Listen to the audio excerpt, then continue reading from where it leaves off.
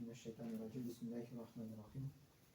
إن الحمد لله الملك العزيز الوهاب الكريم الرحيم التواب مالك يوم الجزاء والحساب غافر الذنب قابل التوب شديد العقاب. أشهد أن لا إله إلا الله وحده لا شريك له شهادة خالصة عن الشبهات والرياء، ونشهد أن محمدا عبده ورسوله شفيع الرسل في يوم الحساب. صلى الله عليه وعلى آله وأصحابه خصوصا على الإمام أول الصحابة وأفضلهم أمير المؤمنين والمتقين أبي بكر الصديق الجاود في المجد والمنبر والمحراب، وعلى الإمام الهمام أعداله أمير المؤمنين والمتقين عمر الفاروق صاحب الشر والاحتساب، وعلى الإمام الأحلام أمير المؤمنين وإمام المتقين عثمان ذي النورين الزكي جميع التي والكتاب، وعلى الإمام الهمام أشجارهم أمير المؤمنين والمتقين علي المرادي وفي أساد الله مالك الوهاب، وعلى الإمامين الهمامين. أعوذ بالله من الشيطان الرجيم. بسم الله الرحمن الرحيم. يا أيها الذين آمنوا اتقوا الله حق تقاته ولا تموتن إلا وأنتم مسلمون. Allah Teala Kur'an'da ya iman getirgen kişiler diye Allah Teala'dan hakiki korku bilen korkağız, öyle görmeyiz, öyle görürüz, meğer Müslüman halindegine diye. Yani Allah Teala'ya buysungan halindegine. Ya eyyuhun nasu taqu rabbakum alladhi khalaqakum min nefsin vahidah ve khalaqa minha zawjaha ve batha minkum rijalan kathiran ve nisaa vettaqullaha alladhi tasaalun bihi vel arham innallaha kana aleykum raqiba. Ya eyyühellezine amenu taqullaha qulu kavlen sadida. Bismillahirrahmanirrahim. Ve salatu ve selamu ala nebiyyina Muhammed ve aleyhi ve ecmaîn. Esselamu aleyküm ve rahmetullahi ve berekatuhu. Bugün indi 1 sentyabr. Bütün bolalar mektepke bara. Bütün indi bolalarımız okuğa bara diye aytamiz. 1 sentyabrda ilim alırlar. Indi bugün ilim turunda söz var inşallah. Bir zor orun alıp tura bizim dinimizde ilim alu. Allah Teala Kur'an'da ayette İkra bismi rabbikellezî halaka. Bütün nesene baraka getirgen Rabbin isim bilen oku dey. Al-Alaq suresi 1. ayet. En birinci ayet Muhammed Peygamber sallallahu aleyhi ve sellem'e ingen Allah Teala'dan şu ayet bulayında bu. İkra bismi rabbikellezî halaka. Bütün nesene baraka getirgen Rabbin isim bilen oku deyen. İkra yani birinci orunda Allah Teala koygan oku deyen. Sağma en birinci söz Kur'an'dan indi İkra oku deyen. Mektepte okuyanda Lenin babayının sözlerini ürettiler. Uçitse, şurası uçitse deyen. Ama bana Allah Teala ok undur gasır 50 bizge Ukra'ga koşkan. Lenin babay aldığından ok nişa gasır 50 indi. Ne bizim dinimizde Allah Teala ayette ilim alığız dey. İlim bulana ikiga dini ilim hem dünyavi ilim. Şolay Allah Teala ilim olan kişinin derecesini kotaradi. Kul hal yestevillezine ya'lemun vellezine la ya'lemun. İnnemâ yetezekkeru ulul albâb.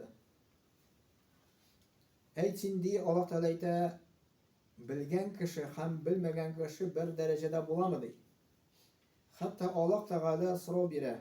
İlimli kişi, ilimsiz kişi bilen bir derecede bulamadı. Bizge sıra bire. Elbette biz aytemiz yok deyip. Çünkü ilimli kişi onun derecesi üsterek bula. Onun ilimi var. Hatta dünyavi ilim olsa da, dini ilim olsa da. Direkt de dini ilim boyunca. Kişilerin kubesi dünyavi ilimlerini öğrene, mektepte okuyduğun, üniversitede okuyor. Уже kişilerden okuyup ilim alamız. Mektepte 10 yıl, 11 yıl, üniversitede 4-5 yıl okuyorlar. Lakin dini ilimlerini öğrenirge bir kok itibar etmiyorlar diyelim. Yani şimdilikte Allah Teala karşısında en hayırlı ilim o Kur'an hem İslam dini bilen beyli ilim diyen. Allah Teala karşısında o en hayırlı ilim Kur'an hem İslam dini bilen beyli ilim. Niçin şolay? Çünkü adam bağlarını günahlarına saklay, dini ilim, imanını ko'tara, ahlakını yaxshirta, jamiyatni yaxshi yoqqa o'zgartadi degan. Ne dini ilim. Dunyoviy ilim oldi tugul. Kishi o ilimlar orqali Allohning borlig'ini buyukligini toniy, ham dunyo turmushining maqsadini anglab yashaydigan. Менә дини гыйлемнең файдасы нинди? Гөнаһлардан саклый, иманны күтәрә, ахлагын яхшырта, җәмгыятьне яхшы якка үзгәртә дигән дини гыйлем алу. Кеше ул гыйлемнәр аркылы Аллаһ Тәгаләнең барлыгын таный башлый, бийеклеген таный башлый. Дөнья тормышының максатын аңлап яши башлый дигән. Dini гыйлем пәйгамбәрләр калдырган мирасы дигән. Мөхәммәд пәйгамбәр саллаллаһу алейһи ва сәлләм Мөхәммәд пәйгамбәр саллаллаһу алейһи ва сәлләм галимнәр алар ди пәйгамбәрләрнең варислары. Пәйгамбәрләр динар да, дирхем дә мирас итеп калдырмады. Yani dinar da dirhem de dinar ol inde mal mülket akşa altın diye aytamiz. Dirhem kumush na shunday bit akşa mal indi. Na galim peygamberler dinarını da dirhemni de diye miras etip kaldırmadı. Allah barati g'ilim gana kaldırdı diyen. Kimde kim onu alsa o'zine bir zo'r ilish olgan bo'lar degan. Bu hadisni Tirmizi keltiradi, Tirmizi rivoyatidan. Na shu hadisdan anlaymiz. Peygamberler dünyaya kelib ketdi. Onlar onun miraslari qoldi. Ama miras dunyoviy tugul. Miras g'ilim qoldirdi ekan. Kimde kim shu g'ilimni ola ekan, o'zine bir zo'r ilish olgan bo'lar deb Muhammad sallallohu alayhi vasallam aytdi. Bir zo'r ilish. Ama ol biz onu ana bitirmeymiz, onu indi g'ilim kishilar og'ni. Agar da kishi o'lsa, Muhammad sallallohu alayhi vasallam aytdi. Onun ish turli amallaridan qola boshqa amallarına ajr savob yozilib to'xtaydi. Yani kishi vafot ekan Muhammad sallallohu alayhi vasallam aytdi, amallar to'xtaydi, ishdan boshqa deydi. Ajr savob keltirib turuvchi sadaqa birinchisi. Bu endi masjidlar soluv, yo'llar soluv. Ko'pmi shu masjidda ibodat qilurlar, masjidning solishiga savobi bor. Ko'pmi kishilar shu yo'lda yurilar, yo'lni solishiga savobi bor. Qiyi qozib qoldiruv ko'pmi shu kishidan qiyidan suv olalar, shu kishiga savob borib turadi. Shishmalar qoldiruv ko'pmi kishilar shu shishmadan suv ola, аңар savob borib turadi. Yoki kishilar foydalana turgan g'ilim qoldirsa, yani kishi o'lib ketdi, ammo foydalana turgan g'ilim qoldirdi. Nesa? Kitap yozib qoldirdi, foydali. Shakirtlarni o'qitirib qoldirdi, studentlarni o'qitirib qoldirdi. Sening g'ilim bilan foydalanalar. Senga qabrga savob bor. Hatto sen o'lgan bo'lsan da. Yoki аңа duo qila turgan qilishi bola degan. Sen vafot o'lib ketding, duo qilishi bolani qoldirding, sening uchun u bola duo qilib tura, senga hamanda qabrga savob borib turar ekan. Ito'm bir hadisda Muhammad sallallohu alayhi vasallam aytgan, kim g'ilim olу yo'lina bo'lsa, Alloh аңа jannatga olib borishi yo'lini yengillaydi. Mana kim g'ilim olу yo'lina bo'lsa ekan, Alloh аңа jannatga olib borishi yo'lini yengillaydi. Yani g'ilim bilan kishi Allohni taniy boshlaydi. G'ilim bilan kishi haromni taniy boshlaydi, haromdan tiyila boshlaydi. Haromdan tiyilgach, u jannatga yengillaydi. Alloh taolo shu kishiga yo'lni. Farishtalar g'ilim oluvchi kishiga rizolik bildirib, qanotlarini jayalar. Ko'kdagi ham yerdagi jon egalari g'ilim egasining gunohini g'afu etini so'raydi. Hatto baliqlar da degan. Mana g'ilim egasi bor ekan, dini g'ilim egasi onun uchun ko'kda bo'lgan mahluqlar, ya'ni farishtalar duo so'raydi. Yerda bo'lgan ham hatto sudagi baliq da sening uchun duo so'raydi ekan.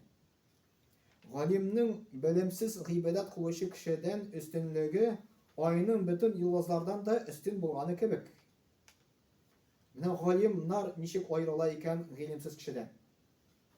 Tulu oy, mana hozir tunni bizning tulu oy.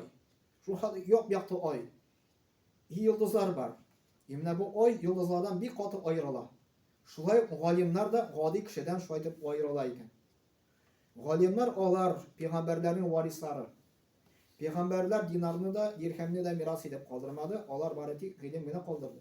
Kimda kim onu olsa, o'zine bir zo'r olgan, o'lish olgan bo'lar degan. Bu hadisni Tirmizi keltiradi. G'ilim kishi o'rganganda Allohning buyukligidan qo'rquv hissini orttiradi degan. Alloh taolada innama yaxshalloha min ibadihi ulama. Allah'tan bari tik kulları arasından gana galimler gana korka degan. Allah'tan bari tik kulları arasından galimler gana korka. Kişi de ko'proq Allah turunda g'ilim bo'lgan so'yin u Allohdan ko'proq qo'rqa boshlaydi. Shunday qoida bor. Kim Allohdan ko'proq qo'rqa, u dunyoning bala qozalardan ham boshqa ayberlardan azroq qo'rqa. İkisi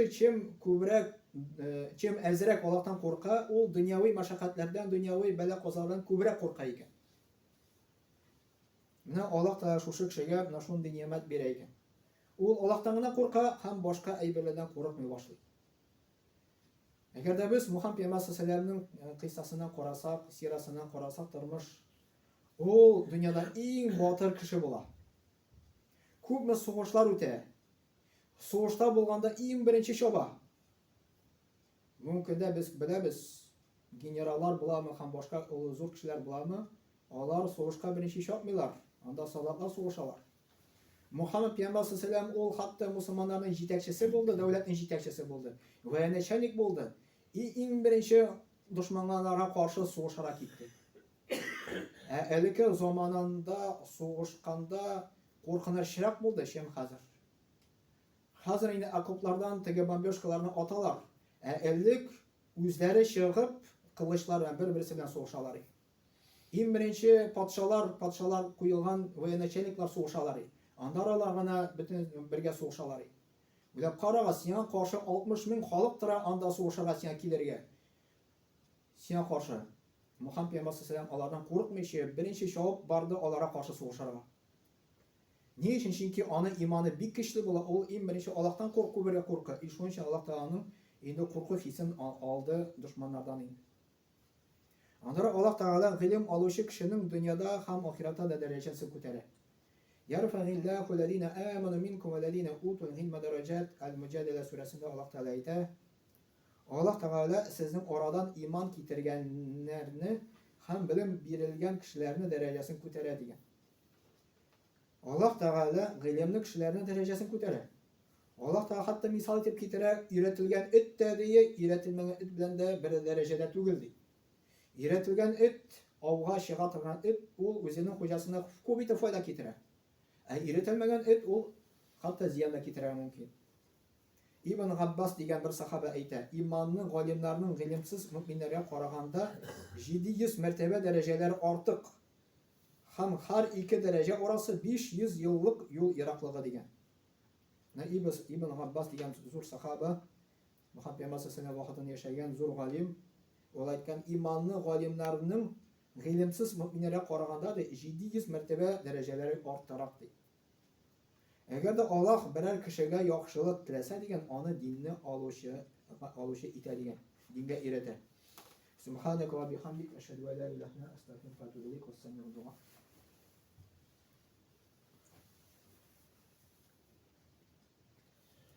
Innal hamdalillah nahmaduhu wa nasta'inuhu wa nastaghfiruh wa nu'minu bihi wa natawakkalu alayhi wa na'udhu billahi min shururi anfusina wa min sayyiati a'malina. Man yahdihillahu fala mudilla lahu wa man yudlilhu fala hadiya lahu. أشهد أن لا إله إلا الله وحده لا شريك له وأشهد أن محمدا عبده ورسوله. إن الله وملائكته يصلون على نبيه يا أيها الذين آمنوا صلوا عليه وسلموا تسليما. اللهم صل على محمد وعلى آل محمد بعدد من صلى وصام. اللهم بارك على محمد وعلى آل محمد بعدد من قعد وقام. وصل وسلم عليه وعلى جميع الأنبياء والمرسلين وعلى ملائكتك المقربين وعلى أهل طاعتك أجمعين من أهل السماوات والأرض وارحمنا واغفر لنا برحمتك يا أرحم الراحمين. اللهم ارحم الخلفاء الراشدين وأمراء المدينة الذين قضوا بالحق وكانوا يعدلون. اللهم اغفر للمؤمنين والمؤمنات والمسلمين والمسلمات الأحياء منهم والأموات إنك مجيب الدعوات ورافع الدرجات ومنزل البركات وقاضي الحاجات برحمتك يا أرحم الراحمين. اللهم انصر من نصر الدين واهدم من خذل الدين. عباد الله إن الله يأمر بالعدل والإحسان وإيتاء ذي القربى وينهى عن الفحشاء والمنكر والبغي يعظكم لعلكم تذكرون. واذكروا الله العلي العظيم الحي القيوم يذكركم واشكروه يزدكم واستغفروه يغفر لكم ولذكر الله تبارك وتعالى أعلى وأول وعز وجل وأعظم وتم وأكبر. وصلى الله على نبينا محمد وعلى آله أجمعين وأقيموا الصلاة.